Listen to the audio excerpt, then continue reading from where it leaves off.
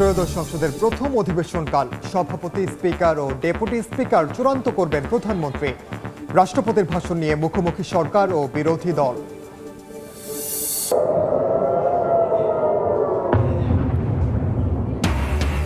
Iran Israel সংঘাত অব্যাহত, Hormuz প্রণালীতে mine বসাচ্ছে তেহরান। ভয়াবহ পরিণতির হুঁশিয়ারি ট্রাম্পের। যুদ্ধে বিপুল অর্থ খরচে উদ্বিগ্ন নেতানিয়াহু। বাড়তি তেল নেয়ার প্রবণতা থামছেই না। চট্টগ্রাম বন্দরে খালাস হচ্ছে ডিজেল। বিভাগীয় শহরে সরবরাহ বাড়ানোর ঘোষণা। পাম্পে সেনা মোতায়েনের দাবি মালিকদের। ট্রাইব্যুনালের সাবেক প্রসিকিউটর সাইমুম রেজার ঘুষকাণ্ডের অভিযোগের তদন্ত শুরু। ইন্টারনেট বন্ধ করে হত্যাযজ্ঞের মামলায় জয় পলকের বিরুদ্ধে সাক্ষ্য গ্রহণ।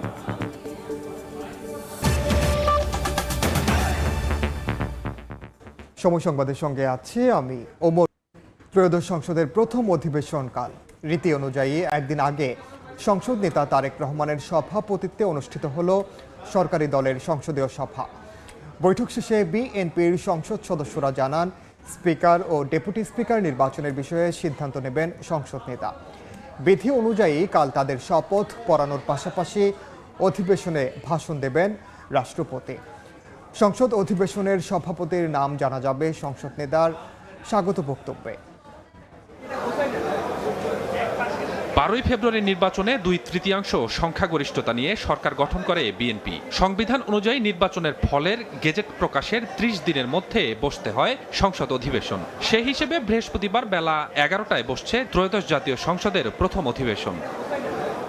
বুধবার প্রধানমন্ত্রী তারেক রহমানের সভাপতিত্বে শুরু হয় বিএনপির সংসদীয় দলের বৈঠক। এতে প্রথম অধিবেশনে সভাপতিত্ব কে করবেন, স্পিকারই বা কে হবে তা নিয়ে আলোচনা হয়। একই সঙ্গে সংসদীয় কমিটি গঠন এবং কার্যপ্রণালী নিয়েও কথা বলেন সরকার দলীয় সদস্যদের। বৈঠক শেষে বিএনপির স্থায়ী কমিটির সদস্য মির্জা ফখরুল ইসলাম আলমগীর এবং সালাউদ্দিন আহমেদ জানান, অধিবেশনের শুরুতে বক্তব্য দেবেন সংসদ নেতা প্রধানমন্ত্রী তারেক রহমান। তিনি ঘোষণা করবেন প্রথম অধিবেশনের সভাপতির নাম। বিভিন্ন বিষয় নিয়ে আগামীকাল সংসদ শুরু হচ্ছে, সেই সব বিষয় নিয়ে একই সঙ্গে আমরা পার্লামেন্টের সব দায়িত্ব নিয়ে আলোচনা হয়েছে। ইনশাআল্লাহ কালকে বেশ কিছু ঐতিহাসিক সিদ্ধান্ত হবে। আগামীকালকে আমাদের সংসদ নেতা মাননীয় প্রধানমন্ত্রী প্রারম্ভিক স্বাগত বক্তব্যের মধ্য দিয়ে অধিবেশনের সভাপতি কে হবেন। যেহেতু স্পিকার এবং ডেপুটি স্পিকার আজ পর্যন্ত আমাদের জানা মতে অ্যাভেলেবেল হয় নাই, সেই জন্য কে সভাপতিত্ব করবেন বিধি মোতাবেক উপস্থাপন করবেন, আহ্বান করবেন। আমরা সংসদ চিরাচরিত মতন বসবে না। আমাদের যেহেতু পুরনো স্পিকার নাই, ডেপুটি স্পিকার নাই, আমরা সংসদে একটা খালি চেয়ার দিয়ে শুরু করব। একজন কোরআন তেলাওয়াত করবেন, মাননীয় প্রধানমন্ত্রী আমাদের সংসদ নেতা তিনি ঘোষণা করবেন এই সভার সভাপতিত্ব করার জন্য কোনো একজন জ্যেষ্ঠ নেতাকে প্রস্তাব করার পর কোনো একজন সমর্থন করবেন, তারপর তিনি সেখানে সভাপতিত্ব করবেন। সেই সভায় আমরা মাননীয় স্পিকার এবং ডেপুটি স্পিকার নির্বাচিত করব।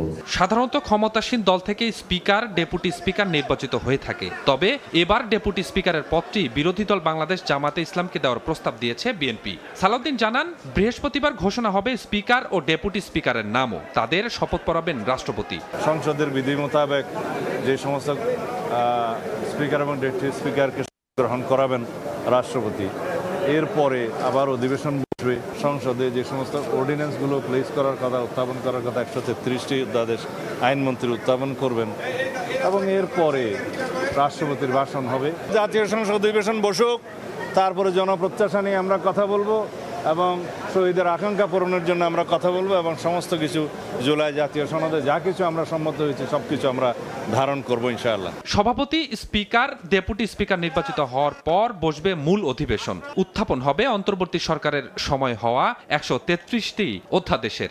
রীতি অনুযায়ী প্রথম অধিবেশনে ভাষণ দেবেন রাষ্ট্রপতি মোহাম্মদ শাহাবুদ্দিন। কার্য উপদেষ্টা কমিটি গঠনের পর ঠিক হবে প্রথম অধিবেশনের সময়কাল। স্বপন আহমেদ, সময় সংবাদ, ঢাকা। সংসদে রাষ্ট্রপতির ভাষণ দেওয়ার কোনো অধিকার নেই বলে মন্তব্য করেছেন বিরোধী দলীয় উপনেতা ও জামাতে ইসলামীর নায়েবে আমির সৈয়দ আবদুল্লাহ মোহাম্মদ তাহের। বিরোধী দলের সংসদীয় সভা শেষে তিনি জানান, ডেপুটি স্পিকারের বিষয়ে প্রস্তাব পাওয়ার পর সিদ্ধান্ত জানানো হবে।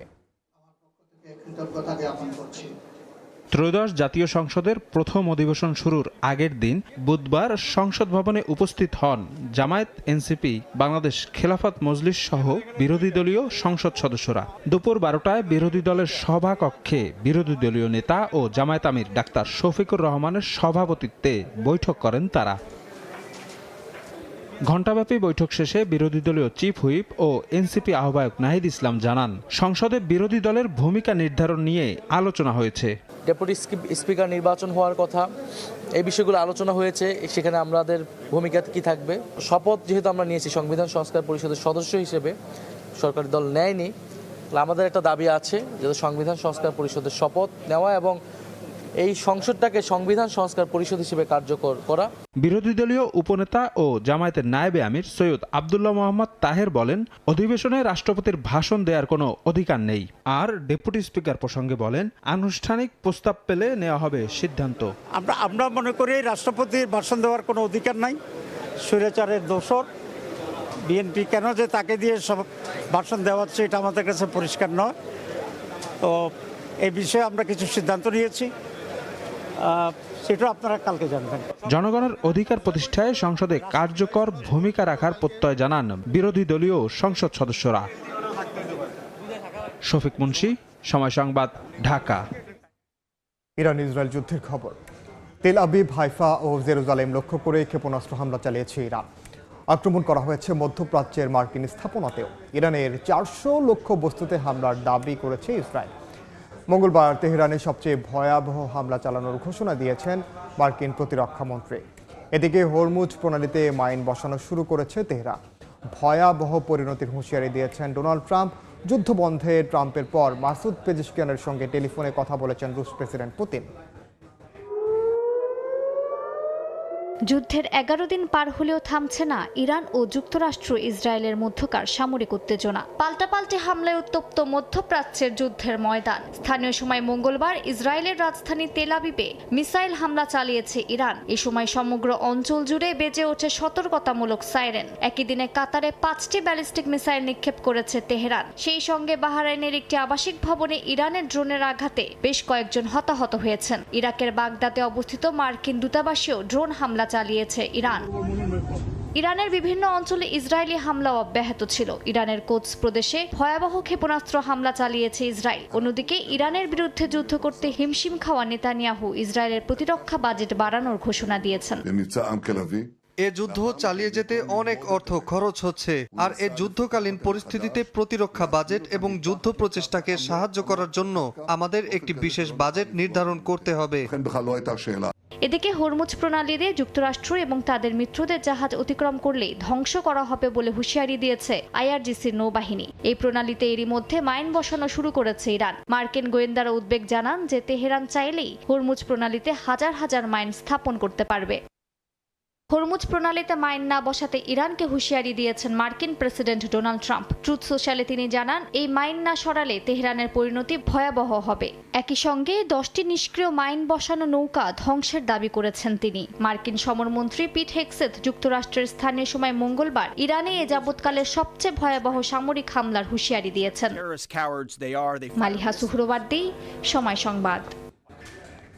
গাড়িতে পর্যাপ্ত তেল থাকার পরও আবারও লাইনে দাঁড়াচ্ছেন অনেকে। জ্বালানি সংকট, দাম বাড়ার সংখ্যায় বাড়তি তেল নিচ্ছেন অনেক ক্রেতা। এতে ভোগান্তি আরও বাড়ছে। পাম্প কর্তৃপক্ষ বলছে নিয়ম মেনেই জ্বালানি সরবরাহ করা হচ্ছে। এদিকে বিভাগীয় শহর পেট্রোল ও অকটেন সরবরাহ 10% বাড়ানোর ঘোষণা দিয়েছে বিপিসি। ঢাকার পাম্পে পাম্পে যানবাহনের দীর্ঘ সারি। মধ্যপ্রাচ্য সংঘাতের জেরে জ্বালানি সংকট ও দাম বাড়ার শঙ্কায় রেশনিং পদ্ধতিতে দেয়া হচ্ছে জ্বালানি তেল। জ্বালানি পেতে ঘন্টার পর ঘন্টা অপেক্ষা করতে হচ্ছে গ্রাহকদের। প্রাইভেট কারে 10 লিটার, বাইকে 3 লিটার আর রাইড শেয়ারিং বাইকে মিলছে 5 লিটার। পাওয়া যাবে কিন্তু অনেক মনে হয় আরো 1-2 ঘন্টা লাগতে পারে। আমি এখানে দাঁড়াইছি হলো 9টা 5-এ, এখন বাজে 10টা 1। এখন পর্যন্ত যেতেই পারি নাই। তেলের সংকটের জন্য আমি মোটরসাইকেল চালাই নাই, কিন্তু আজকে আমার এমার্জেন্সি কারণে বেরোইছি।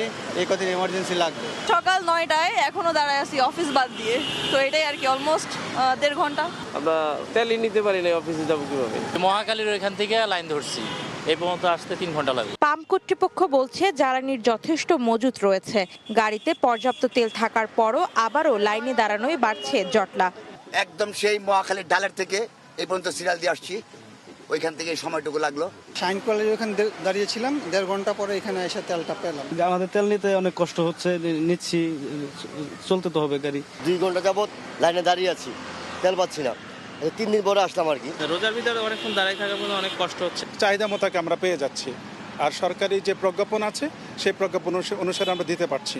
তবে এখনো স্বাভাবিক পর্যায়ে আসে নাই, এখন যথেষ্ট পরিমাণ চাপ রয়েছে, আমাদের কোনো অসুবিধা হচ্ছে না। এদিকে বিভাগীয় শহরগুলোতে পেট্রোল ও অকটেনের সরবরাহ 10% বাড়ানোর ঘোষণা দিয়েছে বাংলাদেশ পেট্রোলিয়াম কর্পোরেশন। অন্তরা সেন, সময় সংবাদ, ঢাকা। সময় সংবাদে আরও থাকছে। কাগজের প্রতিষ্ঠান খুলে ঋণ নিয়ে 25 কোটি টাকা আত্মসাৎ। সাবেক ভূমিমন্ত্রী সাইফুজ্জামান জাবেদ সহ 36 জনের বিচার শুরু, 8 আসামিকে কারাগারে প্রেরণ। জাতীয় সংসদ ভবনে কথা বলছেন জামাতে আমির ডাক্তার শফিকুর রহমান, সরাসরি যাচ্ছে সেখানে। এই বিষয়ে সর্বাত্মক সহযোগিতা থাকবে ইনশাআল্লাহ। বাকি অধিবেশন শুরু হলে আরও যে সমস্ত বিষয় প্রসঙ্গক্রমে আসবে, এই বিষয়গুলো নিয়ে আমরা আলোচনা করেছি এবং আমরা এটা স্থির করেছি যে আমরা অবশ্যই অপ্রাসঙ্গিক কোনো ভূমিকা রাখবো না, আমরা প্রাসঙ্গিক ভূমিকা রাখবো। আমরা আগেই বলেছি, বিরোধিতার জন্য বিরোধিতা নয়, সহযোগিতা করতে হলো সেটা দেশ এবং মানুষের জন্য, আর বিরোধিতাও করতে হলে দেশ এবং মানুষের অধিকারের জন্য। এ লড়াই ইনশাআল্লাহ আমরা সংসদে করব, প্রয়োজনে এই লড়াই রাজপথেও হবে। এটা গণতন্ত্রের সৌন্দর্য। আমরা এই সমস্ত বিষয় নিয়ে হুটহাট করে আদালতে যাওয়াটা আমরা সহজে দেখব না, কিন্তু একান্ত বাধ্য না হলে। আমরা যদি একান্ত বাধ্য হই তাহলে হয়তো আমরা আদালতের আশ্রয় নিতে পারি কোনো বিষয়।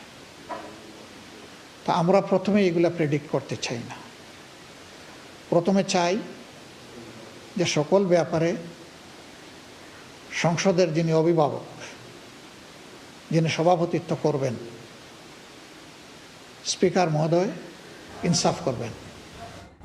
সরাসরি যুক্ত ছিলাম জাতীয় সংসদ ভবনে। জামাত আমিরের সম্পূর্ণ বক্তব্য দেখতে ভিজিট করুন সময় টিভির ফেসবুক পেজে। দেখছেন সময় সংবাদ, সঙ্গেই থাকুন। ঘুষকাণ্ডে আন্তর্জাতিক অপরাধ ট্রাইব্যুনালের সদ্য সাবেক প্রসিকিউটর সাইবুম রেজা তালুকদারের বিরুদ্ধে ফাইন্ডিং কমিটি তদন্ত শুরু করেছে। কমিটির প্রধান চিফ প্রসিকিউটর বলেন, এমন ঘটনা বিচারকে প্রশ্নবিদ্ধ করে। তদন্ত অনিয়ম পাওয়া গেলে কঠোর ব্যবস্থা নেওয়া হবে। এদিকে জুলাই হত্যা মামলায় কামরুল ইসলাম ও রাশেদ খান মেননের বিরুদ্ধে 30 মার্চ গঠনের আদেশ দেবেন ট্রাইব্যুনাল। এদিন আরও বেশ কয়েকটি জুলাই হত্যাযজ্ঞের মামলার সাক্ষ্য গ্রহণ হয়। কেনাকাটার খবর।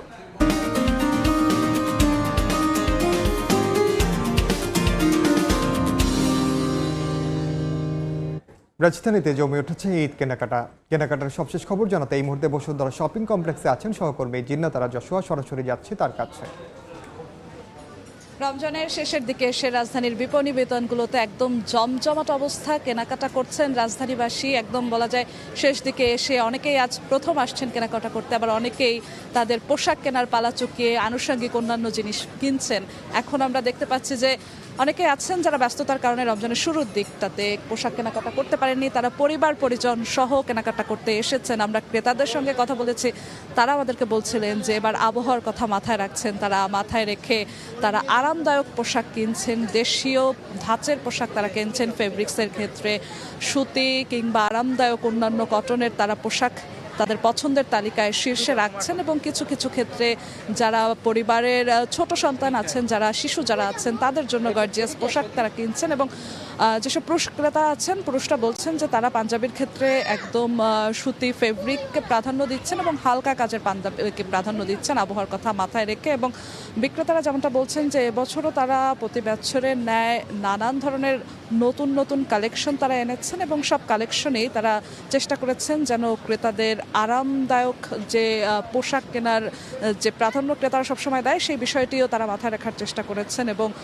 নতুন নতুন বেশ কিছু ডিজাইনের পোশাক তারা নিয়ে এসেছেন এবং দামের ক্ষেত্রেও তারা বলছেন যে অন্যান্য বছরগুলোর তুলনায় দাম যতটা ক্রেতাদের সাধ্যের নাগালে রাখা যায় সেই চেষ্টা বিক্রেতারা করেছেন এবং ক্রেতাদের মধ্যেও কিন্তু সেই দাম নিয়ে মিশ্র প্রতিক্রিয়া রয়েছেন। কেউ কেউ বলছেন যে দাম নিয়ে তারা সন্তুষ্ট, সাধ্যের নাগালে রয়েছেন এবং পোশাকের মান নিয়েও অনেকেই সন্তুষ্টি প্রকাশ করেছেন। তবে কিছু কিছু ক্রেতা পাশাপাশি তাদের দামের দিক থেকে কিছুটা অভিযোগ ছিল এবং পোশাকের মান নিয়েও বরাবরের মতো কিছুটা অভিযোগ আমরা দেখতে পাচ্ছিলাম। তবে এখন এই মুহূর্তে ক্রেতারা আরামদায়ক এবং শেষ মুহূর্তের সাইজ মিলিয়ে কেনাকাটাটা করার চেষ্টা করছেন এবং এখন পর্যন্ত বিপণী বিতানগুলোতে বেশ ভালোই ক্রেতা সমাগম আছে। তবে ইফতারের পর এই ক্রেতা সমাগম আরও বাড়ার প্রত্যাশার কথা জানাচ্ছেন বিক্রেতারা। এখন পর্যন্ত আমার কাছে এই ছিল রাজধানীর ঈদ কেনাকাটার খবর। রাজধানীর বসুন্ধরা শপিং কমপ্লেক্স থেকে ঈদ কেনাকাটার খবর জানাচ্ছিলাম সহকর্মী যশোর কাছ থেকে। দেখছেন সময় সংবাদ। বাংলাদেশ পাকিস্তান প্রথম ওয়ানডে ম্যাচ দেখতে মিরপুরের হোম অফ ক্রিকেটে গেছেন প্রধানমন্ত্রী তারেক রহমানের মেয়ে জাইমা রহমান। মিরপুর স্টেডিয়ামে পৌঁছালে জাইমা রহমানকে অভ্যর্থনা জানান যুব ও ক্রীড়া প্রতিমন্ত্রী আমিনুল হক। এ সময় সেখানে ছিলেন বিসিবি পরিচালনা পর্ষদের সদস্যরা।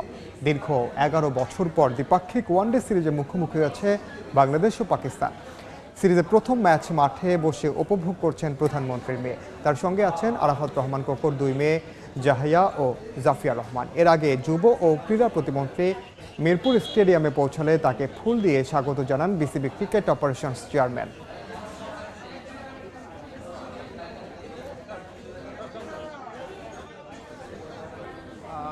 যুব ক্রীড়া প্রতিমন্ত্রী এ পর্যায়ে শীর্ষ সংবাদগুলো জানিয়ে দিচ্ছি আরেকবার। ত্রয়োদশ সংসদের প্রথম অধিবেশনকাল সভাপতি, স্পিকার ও ডেপুটি স্পিকার চূড়ান্ত করবেন প্রধানমন্ত্রী।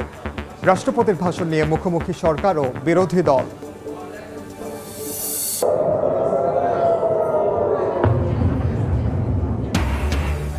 ইরান ইসরায়েল সংঘাত অব্যাহত, হরমুজ প্রণালীতে মাইন বসাচ্ছে তেহরান। ভয়াবহ পরিণতির হুঁশিয়ারি ট্রাম্পের। যুদ্ধে বিপুল অর্থ খরচে উদ্বিগ্ন নেতানিয়াহু। এবং বাড়তি তেল নেয়ার প্রবণতা থামছেই না। চট্টগ্রাম বন্দরে খালাস হচ্ছে ডিজেল। বিভাগীয় শহরে সরবরাহ বাড়ানোর ঘোষণা। পাম্পে সেনা মোতায়েনের দাবি মালিকদের।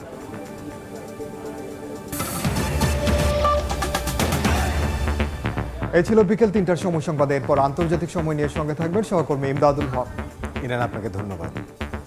আন্তর্জাতিক সময় নিয়ে আসছে কিছুক্ষণ পর, সঙ্গে থাকুন সময়।